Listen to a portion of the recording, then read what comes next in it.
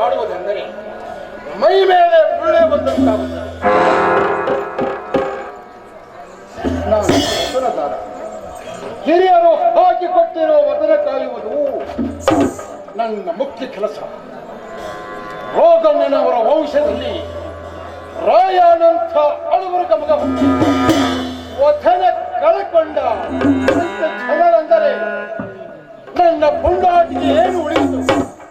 ಕಿತ್ತೂರ ದೇಶದೊಳಗೆ ಬೆಂಕಿಯುತ್ತ ಹೊಳೆಯುವ ಈ ಮಾತನ್ನು ಈಗ ಮಾಡಬಳೆ ಕಾಯ್ದೆಯಂತೆ ಕೆಲಸ ಮಾಡಿದರೆ ಅವರೊಬ್ಬಳ ಇನ್ನು ಮೇಲೆ ಚಿಕ್ಕದವರಿಗೆ ಭೇಟಿಯಾಗಿ ಸಂಗೊಳ್ಳಿಗೆ ಹೋಗಿ ನಮ್ಮೋರ ಶಾನುಭೋಗರನ್ನು ಬದಲು ಮಾಡುತ್ತಾರೆ. ಒಂದೇ ವರಿಯಲ್ಲಿ 2 ಕತ್ತೆಗಳು ಗೆಲ್ಲುವ ಬಗ್ಗೆ ನೋಡಬೇಕಾಗಿದೆ.